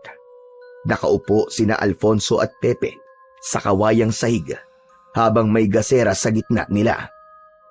Si Mang Fidel ay nasa labas at nagpapainit ng tubig para sa kape. Grabe, Chong. Ang akala ko talaga mamamatay na tayo kanina eh. Buti na lang talaga at biglang dumating si Mang Fidel at iniligtas tayo. Tama ka, Chong. Mukhang pumapabor nga sa atin ang tadhana. Yung pag-atake ng aswang sa atin kanina, naging paraan yun para makita natin si Mang Fidel. Hindi pa rin ako makapaniwala na nandito na tayo sa bahay niya. Maya-maya pa ay pumasok na si Mang Fidel na may dalang 3 baso ng mainit na kape na nakapatong sa pinggan. Inilapag nito ang mga baso sa sahig. Naupo na rin ang matandang lalaki. Higupin nyo na yung kape nyo habang mainit pa. Maraming salamat po, Mang Fidel. Siya nga pala, kumusta na pala si Salvador? Ang huling kita pa namin nung natapos na ang pagsasanay niya sa akin. Ang totoo po, sa ngayon, hindi maganda ang lagay niya dahil dinidibdib pa rin po ng tatay ko ang pagkamatay ng nanay ko sa kamay ng mga aswang. Sadyang masakit para sa isang manunugis na mamatay ang minamahal nito sa kamay ng aswang. Kaya naiintindihan ko ang pinagdadaanan ni Salvador ngayon. Ano nga pala yung importanteng sasabihin mo sa akin, Alfonso? Sa ngayon po kasi, sinasalakay muli ang aming baryo ng mga aswang. Ayaw na po kasing bumalik ni tatay sa pagiging isang manunugis Kaya naisip ko po na baka maaari niyo po akong turuan na makipaglaban po sa mga aswang. Gusto ko po sanang sanayin niyo ako, gaya ng ginawa niyo sa akin tatay noon. Bakit hindi ka sa iyong ama magpaturo? Kung ano ang aking nalalaman, ay ganun din na sa kanya. Galit po kasi sa akin si tatay. Isa pa, wala po siyang tiwala sa akin. Ang sabi po niya, ay hindi niya nakikita na magiging isa akong manunugis dahil kuba ako. Ay nako, sa mga sinasabi mo ay parang hindi ko natuloy kilala si Salvador. Isa sa mga sinabi ko sa kanya noon na ang pagiging manunugis ay hindi kayang hadlagan ng kasarian, edad at kapansanan. Kung malinis ang iyong hangarin at may tapang kang taglay, ay maaari kang maging isang manunugis. Kaya po nandito ako ngayon para makiusap po sa inyo na sanayin niyo po ako. Gusto ko pong matutong makipaglaban sa mga aswang dahil gusto kong ipagtanggol ang aming baryo gaya ng ginawa noon ni tatay. Parang awa niyo na po, Mang Fidel. Sanayin niyo po ako. Hindi mo na kailangan makiusap sa akin, Alfonso. Nakikita ko na malinis ang iyong hangarin.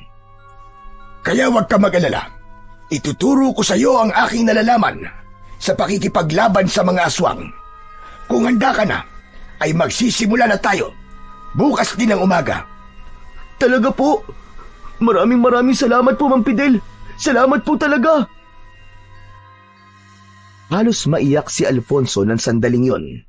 Hindi siya makapaniwala na papayag si Mang Fidel ng ganun kabilis sa kanyang hiling.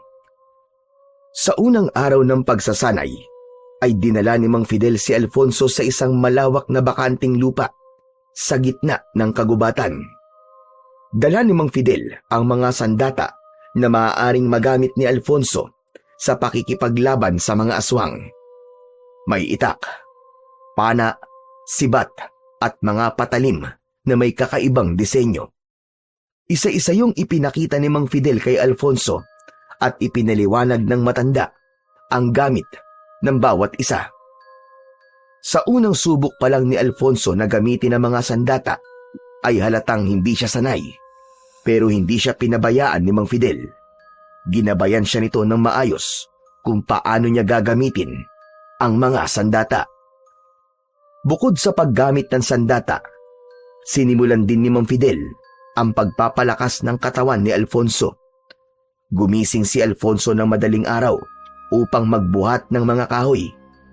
Tumakbo sa paligid ng kagubatan at nagbababad sa malamig na ilog upang patigasin ang kanyang katawan.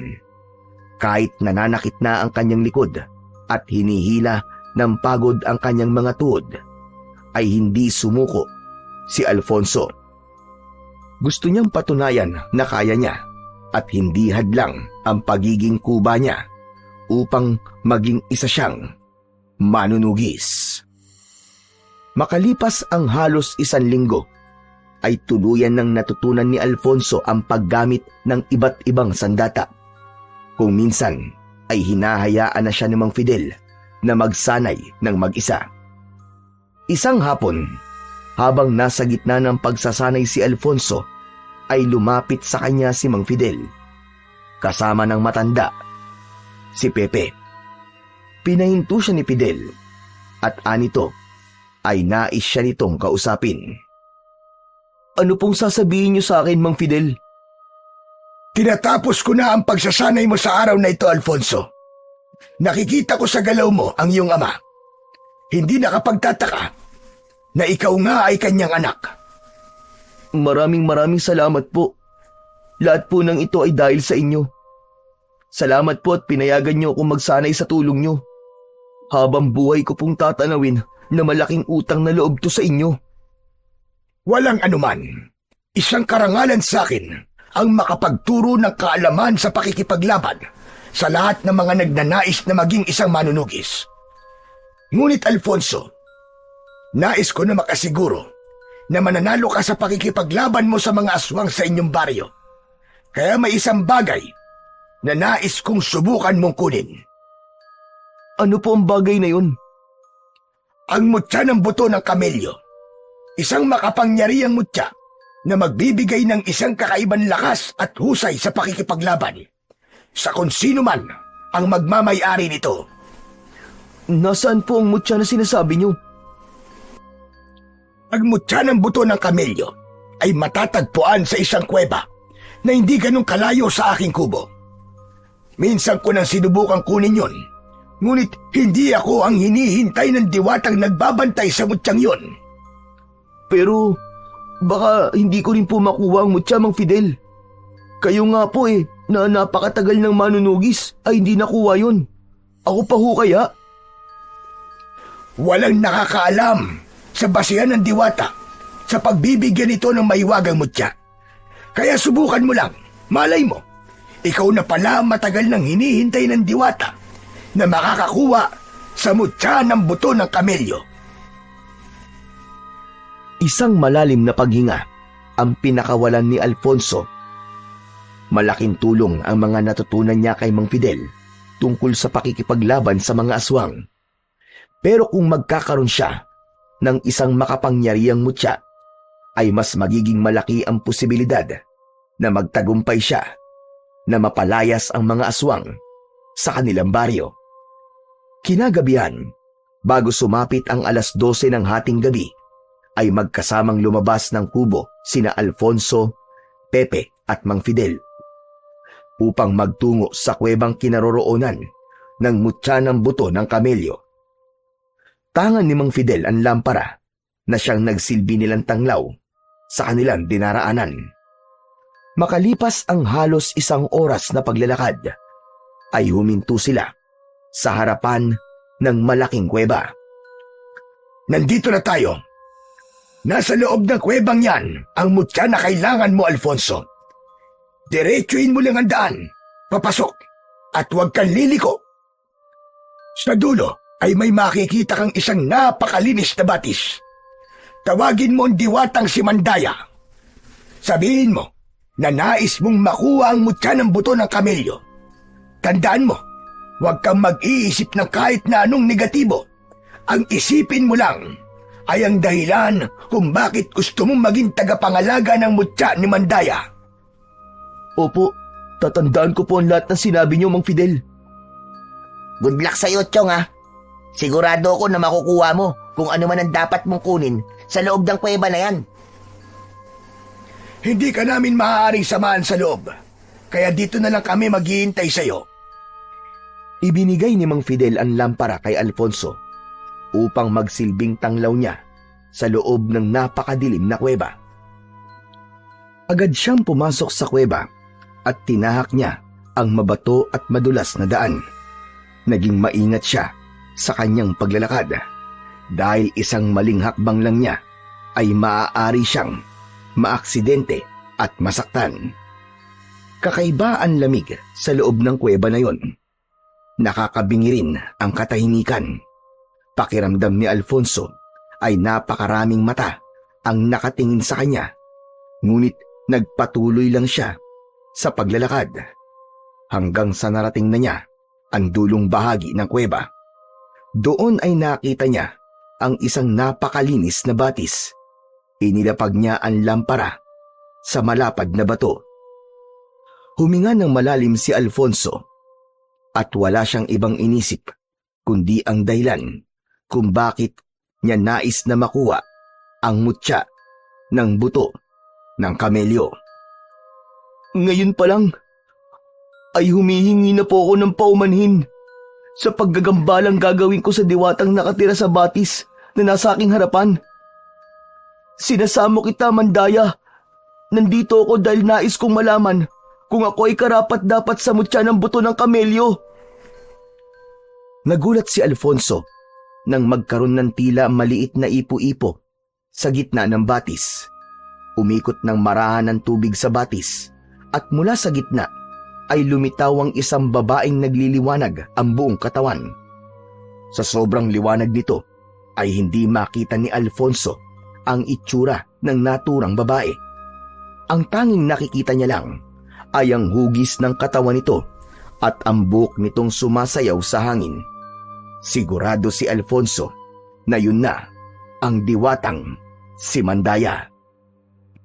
Narinig niya ang malamyos na tinig ni Mandaya sa loob ng kanyang ulo. Tinanong siya ni Mandaya kung ano ang dahilan kung bakit niya nais makuha ang mutya. Mahal na diwatang Mandaya, nais kong maging mas malakas, hindi para sa akin sarili, kundi para sa mga tao sa aming baryo.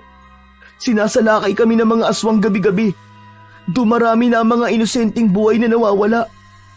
Kaya kung hahayaan mo kung makuha ang bagay na aking ipinunta rito, ay ipinapangako ko sa inyo na gagamitin ko lang yun sa kabutihan at sa paglaban sa kasamaan.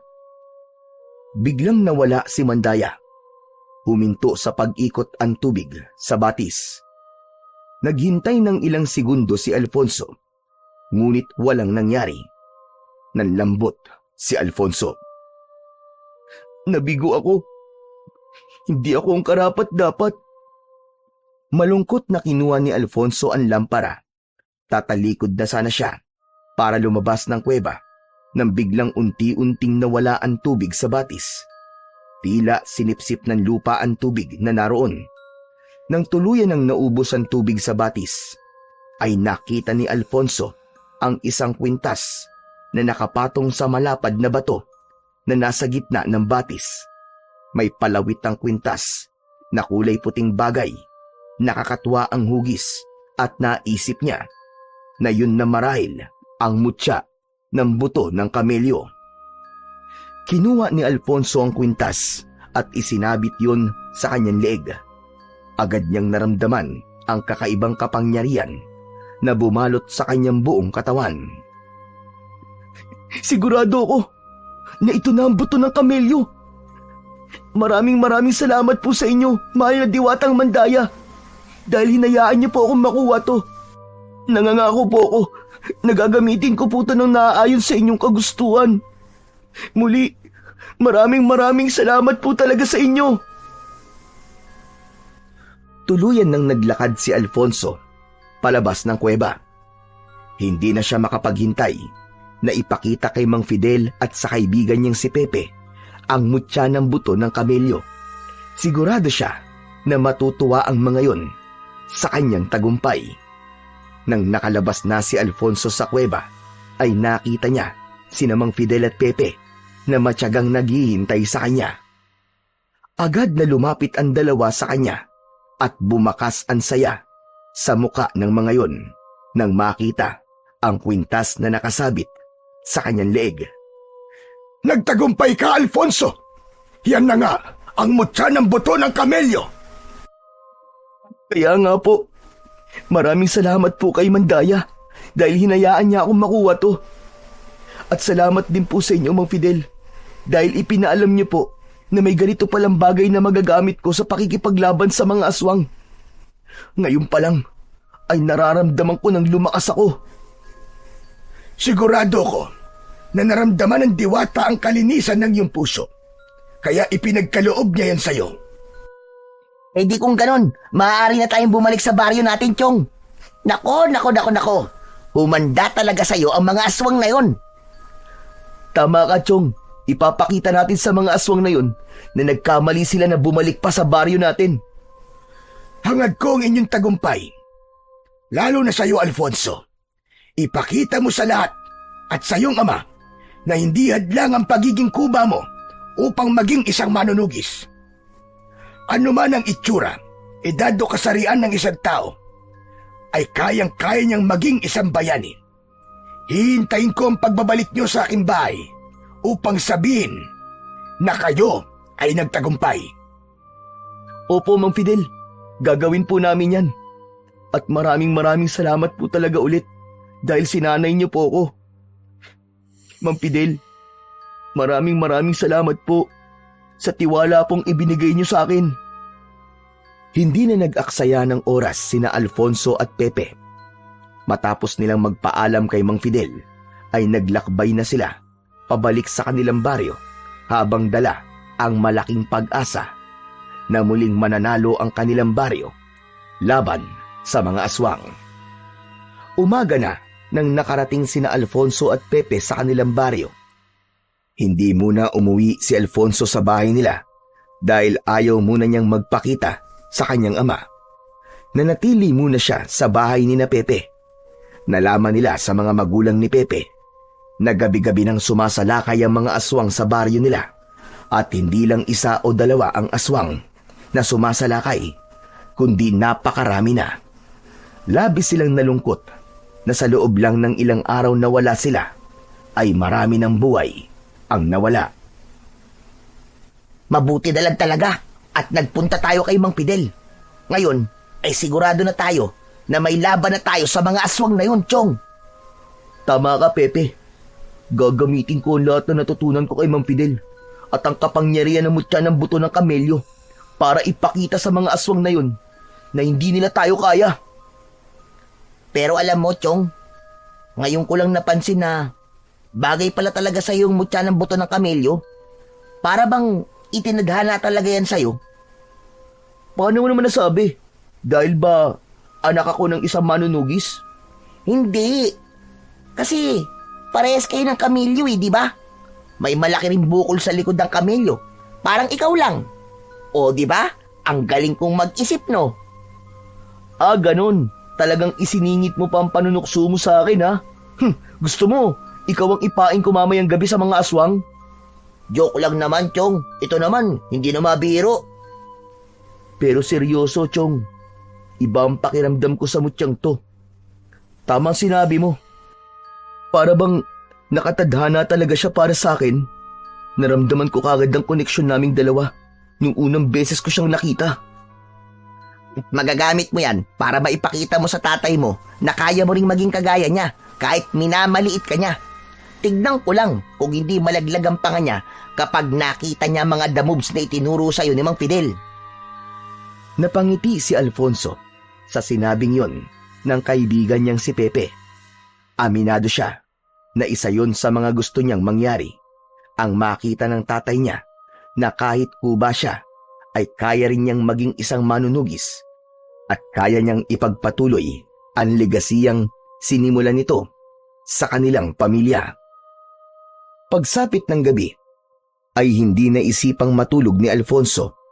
Nararamdaman niya ang presensya ng mga aswang sa paligid kahit napakatahimik ng gabing yon. Napansin niya na isa sa kakayahang ibinigay ng mutya sa kanya ay ang malakas na pakiramdam, lalo na sa panganib na nagbabadya. Mula sa kusina ng bahay ni na Pepe ay kinuha niya ang bagong hasang itak na nasa kaluban. Isinabit niya yon sa kanyang bewang. Chong, lalabas na ako ah. Ha? Bakit? Wala pa naman mga aswang ah. Nararamdaman ko na sila sa paligid. Nandito na sila at mukhang naghihintay na sila ng tamang pagkakataon para umatake. Oo nga pala, kumusta yung pakikipag-usap mo kay Kapitan kanina?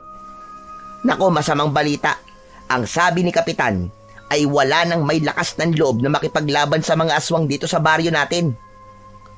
Kung ganun pala, ay mag-isa ko na lamang silang haharapin. Tutulungan kita, Chong. Hindi kita pwedeng pabayaang mag-isang makipaglaban. Hindi na kailangan, Chong. Baka kung ano pang mangyari sa'yo eh. Ako na lang ang haharap sa kanila. Sigurado ka ba? Oo, sigurado. Sa tingin ko naman eh, hindi ako pababayaan ng mutya ng buto ng kamelyo. Kung yan ang gusto mo, sige. Pero kapag nakita kong kailangan mo ng tulong, tutulungan kagad kita ha. Hindi mo ako mapipigilan kapag ganun na ang sitwasyon. Marahang tumango si Alfonso. Lumabas na siya, natanga ng itak habang nakasabit sa leeg niya ang mutya ng buto ng kamelyo. Mainit ang mutya, tila meron yung sariling buhay at tumitibok kasabay ng kanyang puso. Ramdam niya ang patuloy ng pagbibigay sa kanya ng lakas at tapang. Umikot siya sa paligid ng baryo. May amoy sa hangin na hindi pangkaraniwan. Mabaho, masangsang, at may halong dugo. Ramdam niya ang mga matang nakatitig sa kanya mula sa kadiliman. Huminto siya at huminga ng malalim. Hinawakan niya ang itak ng mas mahigpit. Alam ko nasa paligid lang kayo. Huwag na kayong magtago! Lumabas na kayo at harapin niyo ako! Tapusin na natin to ngayong gabi! Mula sa likod ng mga puno at madidilim na bahagi ay isa-isang nagsilabasa ng mga aswang. Tila tinawanan siya ng mga yon dahil sa pagiging kuba niya. Sige, tumawa lang kayo. Tignan natin kung makatawa pa kay mamaya kapag inubos ko na kayong lahat. Isang aswang ang unang umatake sa kanya. Naging mabilis naman ang galaw ni Alfonso. Iniwasan niya ang matutulis na kuko ng aswang at tinaga niya ito sa leeg. Walang buhay na bumagsak ang aswang. Isang aswang ang muling tumalon ng mataas mula sa isang puno, pero sinalubong yun ni Alfonso ng saksak sa dibdib nito, direkta sa puso. Doon na naging sunod-sunod ang pag-atake ng mga aswang kay Alfonso. Tila naramdaman ng mga yon na hindi mananalo ang mga ito kung paisa-isa ang mga yon na aatake sa kanya. Sinalubong ni Alfonso ang lahat ng pag-atake ng mga aswang. Ginamit niya ang lahat ng natutunan niya kay Mang Fidel. Sa bawat taga at saksak niya, gamit ang itak, ay may aswang na bumubulagta. Ang buong akala ni Alfonso ay mananalo na siya. Ngunit sa hindi inaasahang pangyayari, ay dumating ang mas marami pang mga aswang. Sabay-sabay na umatake ang mga yon. Pinalibutan siya ng mga aswang. Nakailag si Alfonso sa ilang kagat at kalmot ng kanyang mga kalaban, ngunit may ilan na nagawa siyang sugatan sa likod, sa braso at sa kanyang hita, hanggang sa isang aswang ang kinagat siya sa gilid ng kanyang leeg mula sa kanyang likuran. Napaluhod bigla sa lupa si Alfonso nang umalis ang aswang sa kanyang likod. Bigla siyang nakaramdam ng panghihina. Isa-isa niyang tinignan ng mga aswang na nakapaligid sa kanya. Mga hayop kayo! Hindi ako papayag na matalo niyo ako.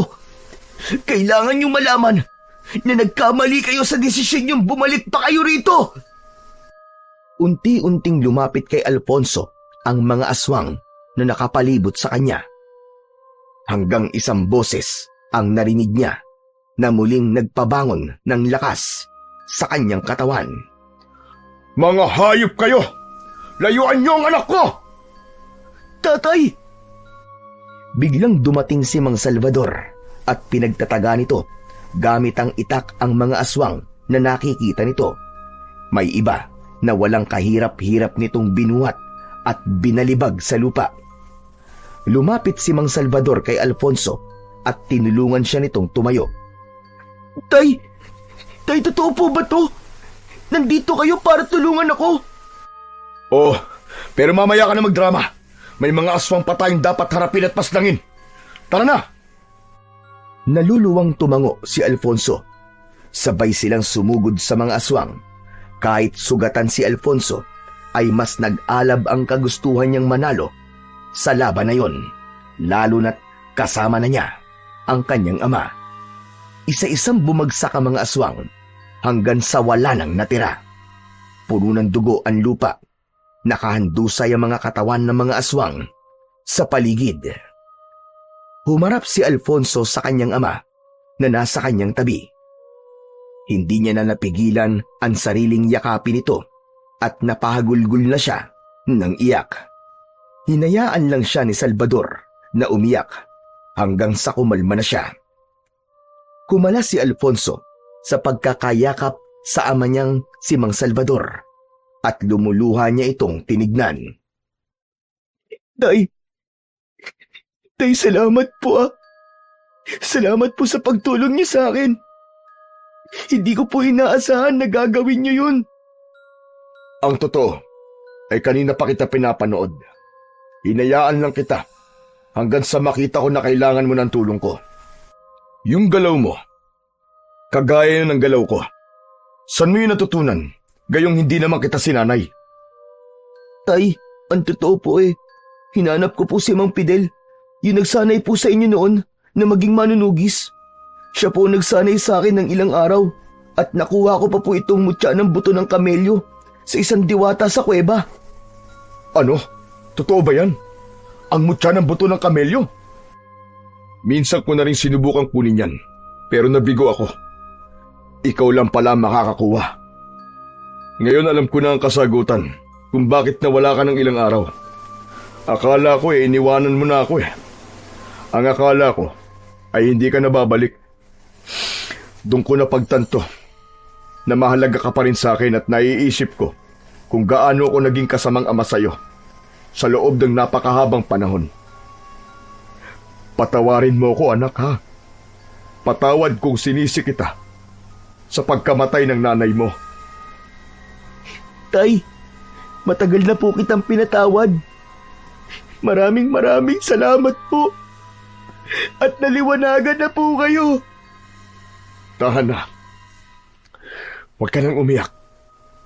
Magsimula tayo ulit, anak. Alam kong hindi pa huli ang lahat. Babawi ako sa iyo, anak. At magpapakaama na ako sa iyo simula sa gabing ito. Muling niyakap ni Alfonso ang kanyang ama. Walang pagsidlan ang kasiyahan sa kanyang puso. Lahat ng masasakit na pinagdaanan niya ay naglaho ng dahil sa tagpong yun. Habang magkayakap sina Alfonso at Mang Salvador, ay dumating naman si Pepe na may dalang sibat. O ano? Nasaan ang mga aswang na yan? Meron pa bang kalaban? Magsilabas kayo kung matatapang talaga kayo. Teka, wala na. Napatay na namin ni tatay. Ang tapang mo naman. Sayang naman. Nahuli ako ng dating. Sandali. Oo nga no. Parang napansin ko magkayakap kayo kanina. Teka. Huwag niyong sabihin. Kung ano nasa isip mo, Chong, tama ka. Okay na kami ni tatay. Magsisimula kami ulit. At sasanayin pa kita, Alfonso, hanggang sa ikaw na ang maging pinakamahusay na manunugis. Nakakatakutan ng lahat ng aswang. Aba, talagang ang nagbago ka na, Mang Salvador ah. Parang dati lang kung maliitin mo at sabihan ng masasakit na salita ang kaibigan ko ganun-ganun na lang. Pwede ba, Pepe? Okay na nga Kalimutan na natin ang lahat ng yun. Magsisimula nga kami ulit, di ba? Natatawang napakamot na lamang sa likod ng ulo si Pepe. Habang si Alfonso ay nag-uumapaw ang kasiyahan, hindi lang dahil marami silang napatay na aswang, kundi dahil alam niya na yun na ang bagong simula para sa kanila ng kanyang ama. Matapos ang matinding laban ni na Alfonso at Mang Salvador sa mga aswang, ay muling naging tahimik ang gabi sa kanilang baryo. Wala nang sumunod na pag-atake at ang takot na bumalot noon sa kanilang baryo ay tuluyan ng naglaho. Labis din ang naging pasasalamat ng lahat sa mag-ama, lalong-lalo na kay Alfonso. Hindi rin kinalimutan ni Alfonso na balikan si Mang Fidel upang magpasalamat at sabihin ang kanyang tagumpay. Labis na nasiyahan ng matanda sa magandang balita na dala niya. Tuluyan na ring naghilom ang mga sugat ng kahapon sa puso ni na Alfonso at Mang Salvador. Naging maayos na ang trato ni Mang Salvador kay Alfonso at sinanay pa siya nito ng gusto sa pakikipaglaban sa mga aswang. At dahil sa pangyayaring yon, ay napatunayan ni Alfonso sa lahat, lalo na sa kanyang ama, na hindi hadlang ang kapansanan upang maging bayani at gumawa ng kabutihan para sa ikabubuti ng mas nakararami.